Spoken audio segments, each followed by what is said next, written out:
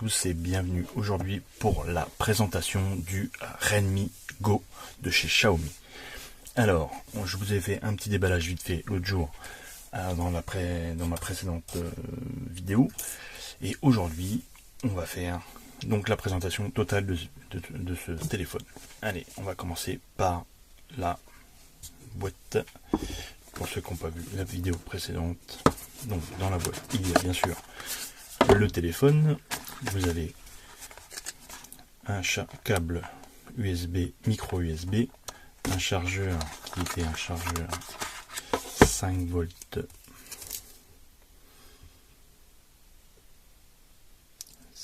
1 ampère,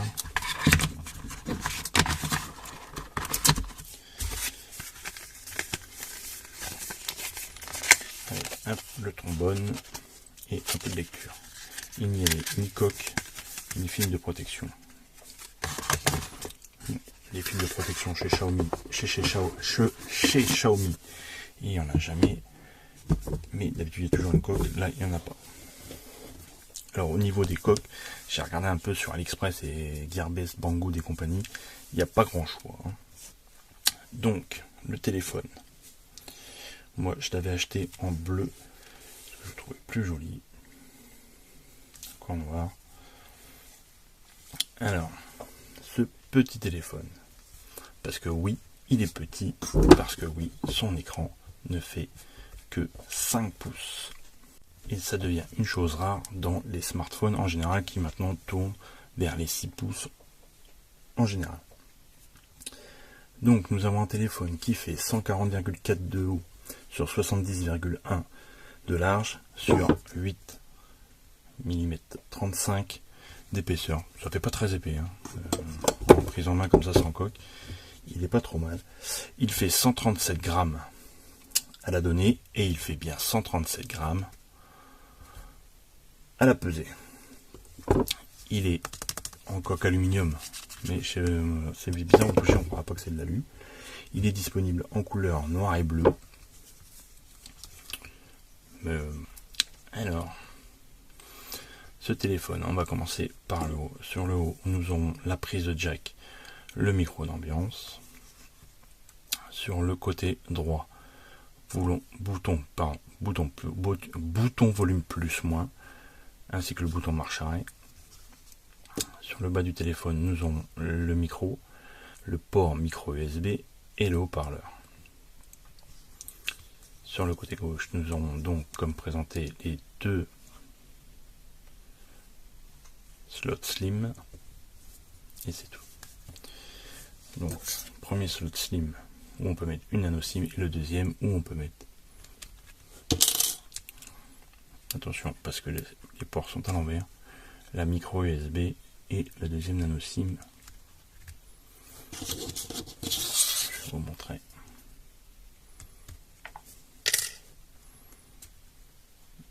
Et première nano SIM.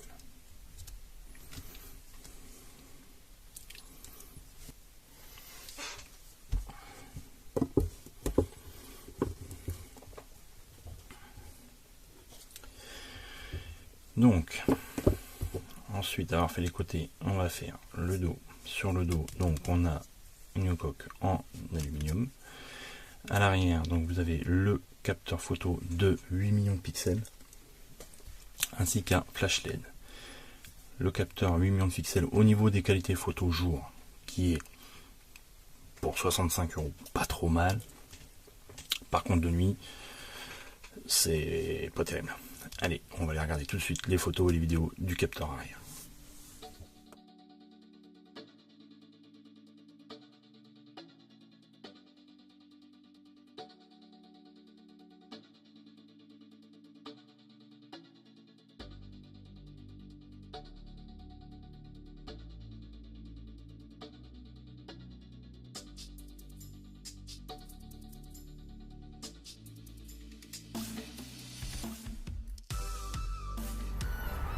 Allez, on y va avec la caméra caméra arrière, pardon.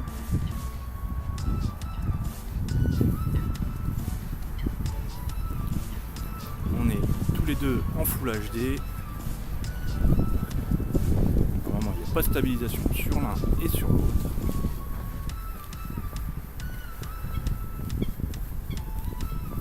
Voilà ce que ça dit.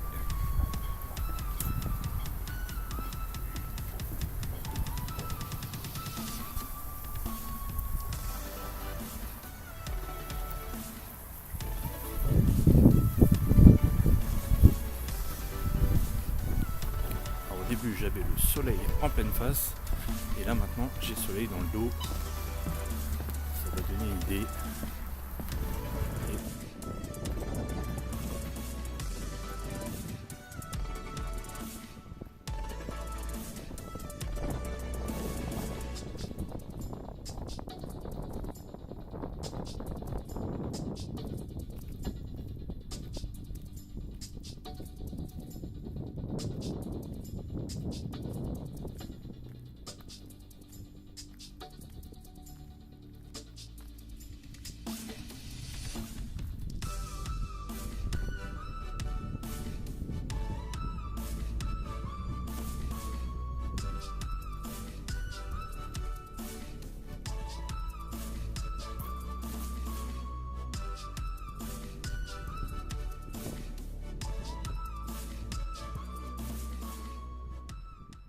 Maintenant, après avoir vu les photos et les vidéos du capteur arrière, vous ferez votre avis. Et donc maintenant on va passer sur la partie avant. Donc nous avons un écran de 5 pouces de diagonale. Comme je dis, c'est chose rare car aujourd'hui les écrans de 5 pouces ne courent plus les rues. Pardon. Ici nous aurons le haut-parleur. Ici nous aurons la caméra selfie de 5 millions de pixels.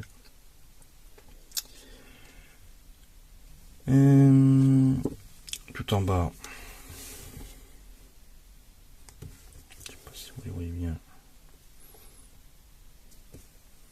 nous avons les boutons multitâches, retour home, retour arrière.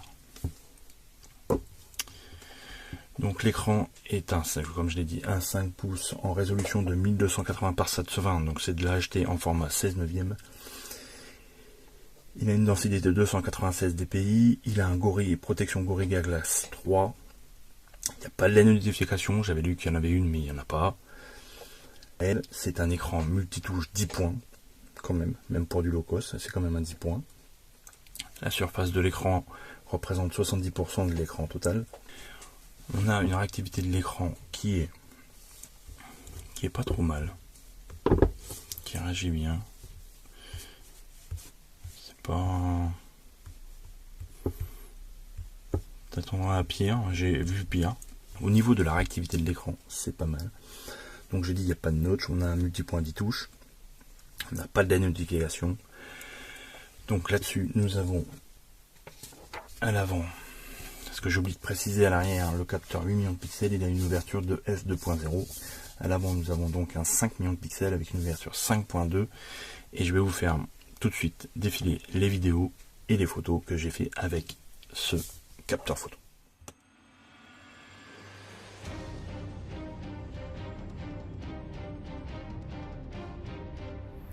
Allez, avec la caméra avant, soleil dans le dos, pour voir ce que ça vaut.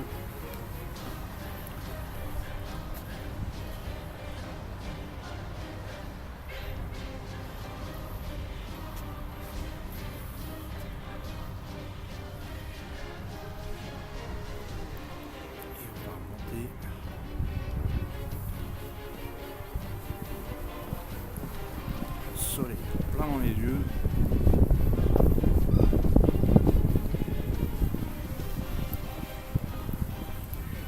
De toute façon, c'est pas avec la caméra avant qu'on filme le plus souvent. Hein.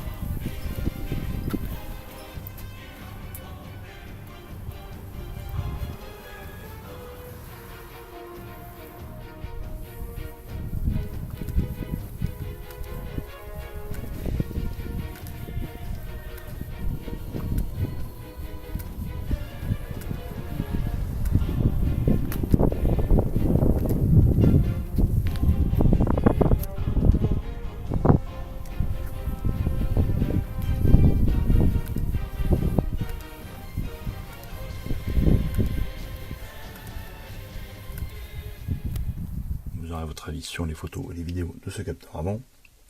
Comme je dis, au niveau des vidéos, c'est pas terrible. Mais bon, comme je dis, c'est rare qu'on fasse des vidéos avec la caméra avant. On fait plus du selfie. La vidéo, ce sera plus pour le capteur arrière. Donc ensuite, ce téléphone, il a comme processeur un Snapdragon 425, donc entrée de gamme, un petit quad-core de 1,4 GHz, associé à une puce graphique Qualcomm Adreno 308. Donc, il ne fait que 1 Go de RAM, 8 Go de ROM. Il existe aussi une version apparemment 16 Go de ROM. Donc, pensez à la micro SD que vous pouvez en mettre une jusqu'à 128 Go. Donc, comme vous avez pu remarquer aussi, au dos, il n'y a pas de lecteur d'empreinte, que ce soit devant ou derrière. Il n'y a pas de reconnaissance par le doigt. Et vous n'aurez pas de reconnaissance faciale. Il n'y a pas le doigt, donc avoir la face qui soit reconnue, c'est un peu dur. Donc, aussi, oubliez, dedans, il y a une batterie de 3000 mAh. Alors, la batterie, vous allez dire, c'est pas gros, 3000 mAh. Pour ce qu'il y a et ce qu'il consomme, vous tiendrez largement une journée. De toute façon, c'est pas un faute de guerre, vous n'allez pas faire beaucoup de choses avec. À part téléphoner, consulter vos mails, un peu sur réseaux sociaux, et faire un petit peu de vidéos. Et regarder des vidéos, bien sûr.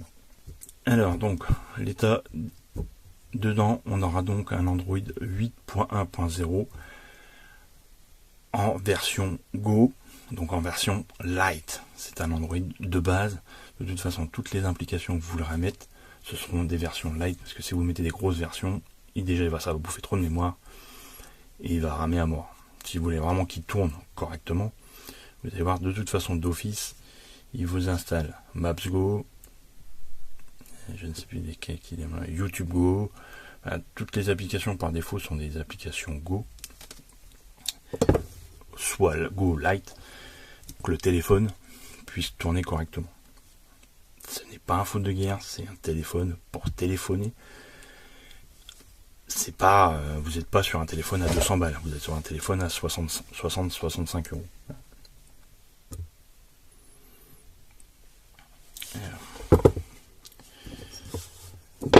Au niveau des capteurs, accéléromètre, lumière, proximité. Et c'est tout.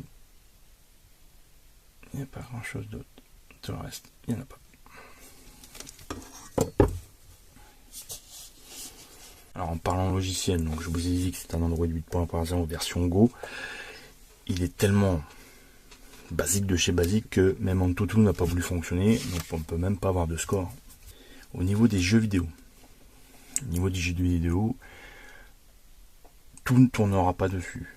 Au niveau Real Racing 3, par exemple, petit jeu de course qui est populaire, vous allez voir, celui-ci tourne en résolution très petite, tout ça, mais il fonctionne. Après les petits jeux style Crash Bandicoot, Candy Crush et compagnie, tout ça, ça fonctionne. Par contre, PUBG ne fonctionnera pas. Je vais vous mettre une photo, je vais vous montrer la photo de l'écran une fois téléchargé, une fois que vous le lancez. Il vous dit bien qu'il ne fonctionne pas, que vous ne pouvez pas faire tourner ce jeu sur ce téléphone. Au niveau de la vidéo, Netflix marche, tout ce qui est service de streaming fonctionne, donc c'est un niveau de protection L3, donc en HD, pas en HD, en normal. Il ne sera pas en HD. Et donc, chose que je n'ai pas dit tout à l'heure, le téléphone est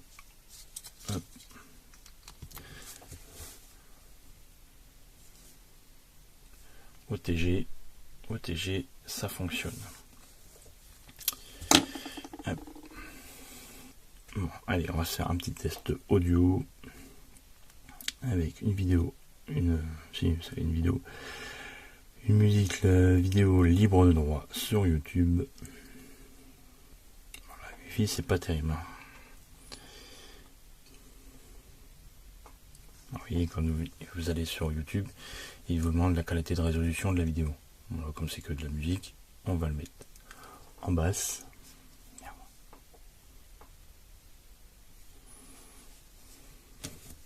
Juste pour l'audio.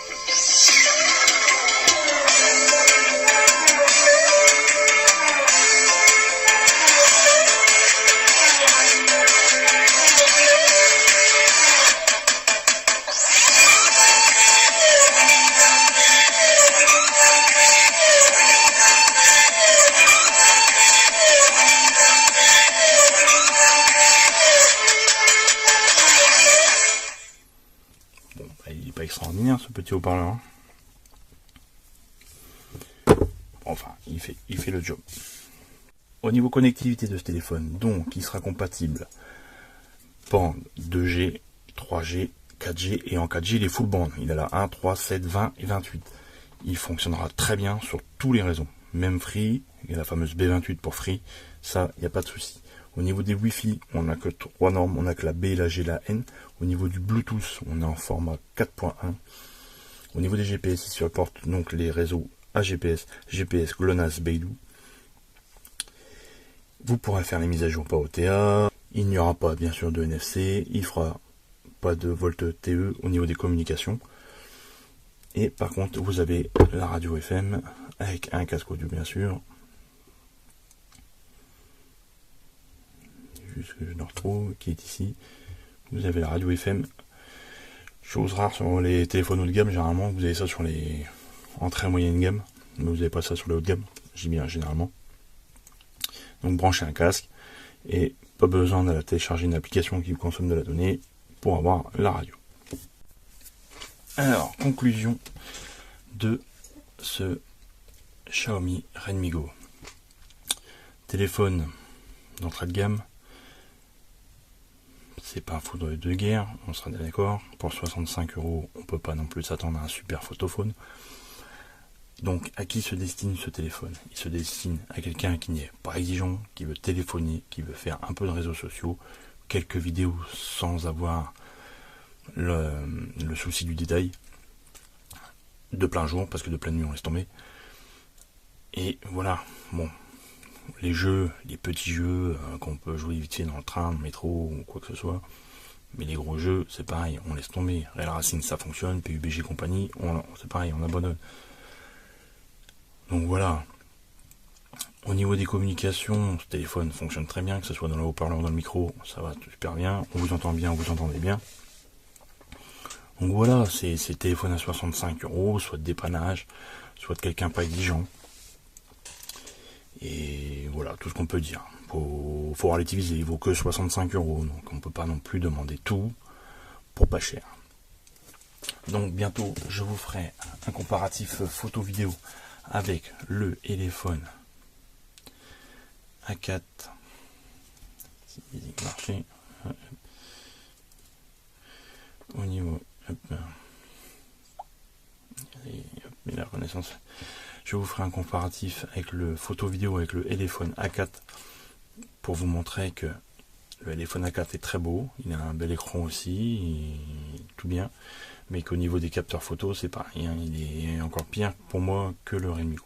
J'espère que cette présentation vous aura plu, qu'elle vous aura permis de découvrir de fond en comble, je dis pas de fond en comble parce que c'est pas vrai, mais vous aura bien fait découvrir le Redmi Go, de vous donner un avis que vous pourrez. Alors on recommence.